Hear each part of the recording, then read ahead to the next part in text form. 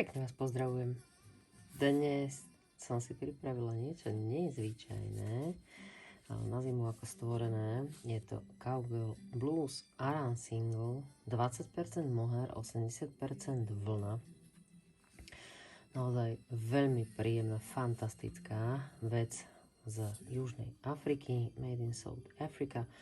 120 metrov má na 100 gramoch. Odporúčané ihlice sú 5, ukačky 6, 8 US a toto má takéto violet, má takéto nádherné fialové farby, čož ja veľmi môžem, fialová je moja obľúbená farba. Poďme sa do toho pustiť. Vymyslela som si takúto zvláštnosť, netradičnú. Verím, že sa vám bude páčiť a mne nakoniec tiež. Tak poďme na to. Nahodíme si 5 očiek štandardným spôsobom.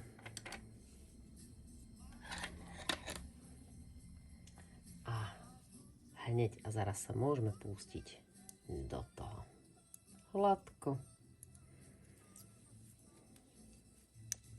5,5 ihlice. Áno, som aj zabudla povedať. Mám to odskúšané, keďže som robila pullover aj sveter z tejto fantastickej, tak tým, že ona je taká hrubšia, ako môžete vidieť, a tým, že je to vlastne ručne navíjané a fajfarbené, tak je to také zaujímavé. A má to takú štruktúru a sem tam aj takú hrubšiu.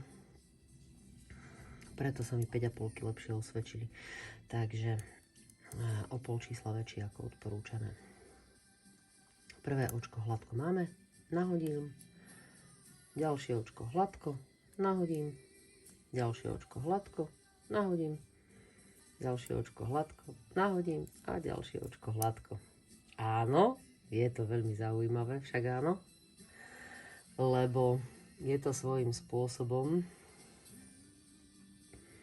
netradičný začiatok, ale ten sa nám aj hneď a zaraz ukáže, ako to budeme robiť. Jediné, čo potrebujeme, je si tuto a to tretie hladko, čo bude v poradí, odpočítať. Ostatné robíme takto. Hladko a hladko tentokrát. Teraz urobíme obrátko a obrátko. Aj toto a nasledujúce. A ešte aj to ďalšie. Takže v poradí budeme mať 5 krát obrátko a tie nasledujúce 2 očká upletieme hladko. Veľa je tých očiek, áno, ale ako ste mohli vidieť, ono to nemá klasický tvar, takže hneď a zaraz sa nám to rozšírilo. A teraz, čo ešte budeme potrebovať, sú značkovače. Ja si použijem teraz takéto pekné srdiečkové, ktoré sú tematické aj farbne. K tomuto materiálu. No a ideme na to. Tu sa nám ide ten vzor už ukazovať. Okrajové očká 2 robíme hladko a pri nich pridávame.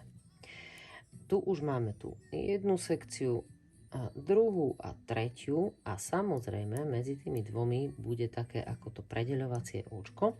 Takže na okraji si pridávame, tu máme tú pravú sekciu, pred ňou musíme pridať, a aby sme sa nepomýlili, keďže nemáme jedno stredové, ale v princípe 2 stredové očka, tak si ho potrebujeme označiť značkovačom, najlepšie z oboch strán, aby sme vedeli, že to je to špecifické očko, čiže pred a za značkovačom nahodiť. Tu je stredová sekcia a opäť rovnakým spôsobom si potrebujeme označiť aj to druhé očko, kde pred aj za ním nahadzujeme.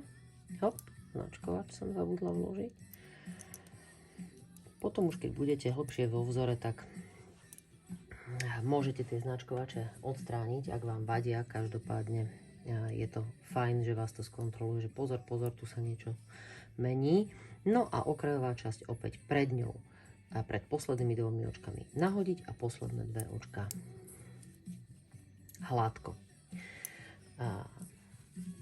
Prvé 2 očká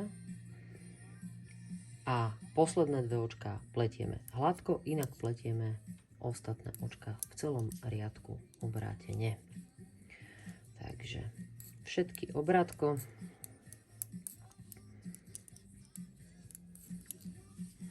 až na zase posledné 2. Tie nám budú tvoriť to bočné lemovanie, tak na jednej ako aj na druhej strane, ktoré vlastne zabezpečí, že pri tom hladkom vzore sa nám to nebude krútiť. Takže posledné 2 očká hladko a sme na lícovej strane. No a tu sa už nám ide ukazovať tá jedna časť, druhá časť a tretia časť a hneď teraz, ako už budeme pridávať, už budete vidieť, ako sa nám to krásne rozširuje tým zvláštnym spôsobom. Takže prvé 2 hladko a hneď za nimi nahodím všetky očká hladko až po značkovač. Pred ním musím nahodiť, presuniem si ho, očko za ním hladko, za ním, za značkovačom samozrejme hneď musím nahodiť. A opäť všetky očká až po značkovač hladko a opäť pred značkovačom prvým nahadzujem, značkovač presuniem, upletiem hladko, presuniem druhý značkovač, za druhým nahadzujem tiež. A zase všetky očká až po posledné 2 hladko, ale pred nimi ešte musím na to bočné rozširovanie raz nahodiť a posledné 2 očká upliesť hladko. Rubová strana rovnaká ako predtým, teda rubový riadok, prvé 2 hladko, všetky ostatné obrátenie alebo obrátko.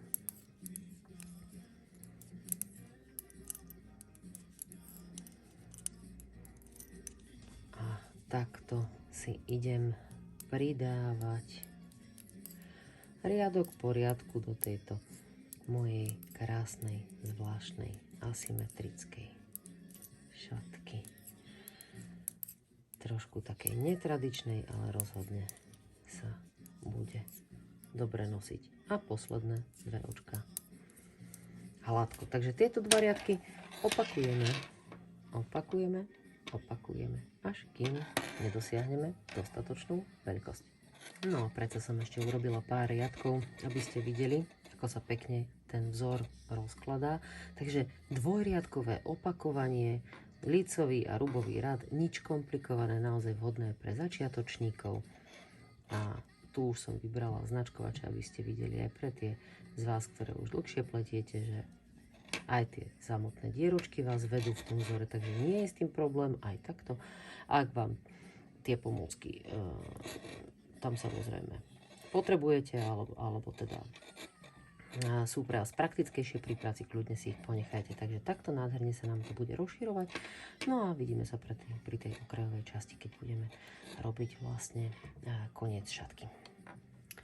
No a ako to už býva zvykom, kým niektoré veci dokončíte, tak sa aj zima vystrieda s jarou, ako v tomto projekte, ktorý som začala ešte v zime.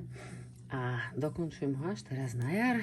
No ale to je tak, keď má človek viacero vecí rozrobených.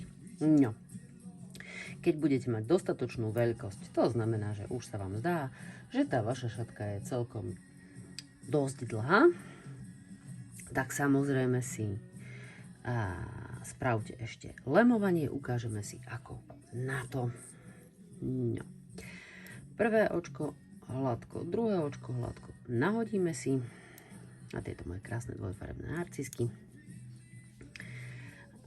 a ideme na to. Ideme si urobiť veľmi podobný vzor, ako je tuto na tejto strane. 2 očka spletiem hladko a 1 nahodím. 2 očka spletiem hladko tuto za zadnú nitku a nahodím. Takto budete postupovať samozrejme po celej dĺžke tohto riadku, až kým si ho nespravíte. Ja pre úspornosť tohto videa tu teraz urobím ešte pár týchto opakovaní. Na konci riadku samozrejme si urobíte toto nahodenie a 2 okrajové očka klasickým spôsobom, ako sme plietli celú šatku. No a ja pre úspornosť videa vám ukážem teraz tieto posledné 4 riadky, takže si nezabudnite nechať dostatočný dostatočné množstvo vlny na to, aby ste si vedeli pekne uzatvoriť šatku a takto sa vrátim tuto v tomto vzore. No a vzor z druhej strany, samozrejme tie dve okrajové očká, na konci šatky si ešte stále spravíme hladko. A túto vzorovanú časť budeme postupovať následovne. Toto očko, ktoré je vlastne spredu hladko, si urobíme hladko aj zo zadnej strany. A hladko si upletieme obrátenie, ako sme boli zvyknutí. Čiže hladko a obrátko budeme striedať. Tým sa nám vytvorí na prednej strane taký zaujímavý vzor, ktorý zabezpečí, že sa nám nebude tá šatka na okrajoch vlniť. Čiže toto očko hladko a nahodené klasicky, tak ako sme robili po celej, teda v celej šatke z rubovej strany sme robili vždy to nahodené obrátenie, tak nás to nebude mýliť, až na to, že teraz ho budeme striedať s týmto hladkom. Čiže takýmto spôsobom si my tu urobíme tento druhý riadok z tých posledných 4. A ja tým, že to budem musieť vypárať, tak strategicky neskončím až na posledných očkách, aby sa mi to jednoduchšie vypáralo. No a tento ďalší riadok bude tiež. Stále ešte zachovávame to pridávanie, až teda tie okrajové dve očká hladko samozrejme. No a toto vlastne máme upletené. A tu si už vlastne nepridáme v tomto predposlednom riadku, pretože prečo hovorím predposledný? Pretože v tom následujúcom riadku si šatku uzatvoríme. Ale túto časť, ktorú sme plietli, zachováme vzor, čiže to očko, ktoré sa vám ukazuje hladko, budete pliesť hladko a to očko, ktoré sa vám ukazuje obrátene, upletiete obrátene. Takže hladko, obrátko striedame, až na to, že teraz nás to vlastne vedie samotný ten vzor. Čiže obrátené očko, obrátenie a hladké očko, hladko, alebo teda obrátko, obrátko, hladko, hladko. No a ja si tu dokončím týchto pár očiek a potom vám ukážem už absolútne posledný uzatvárací rad. Budeme neštandardným spôsobom uzatvárať z rubovej strany.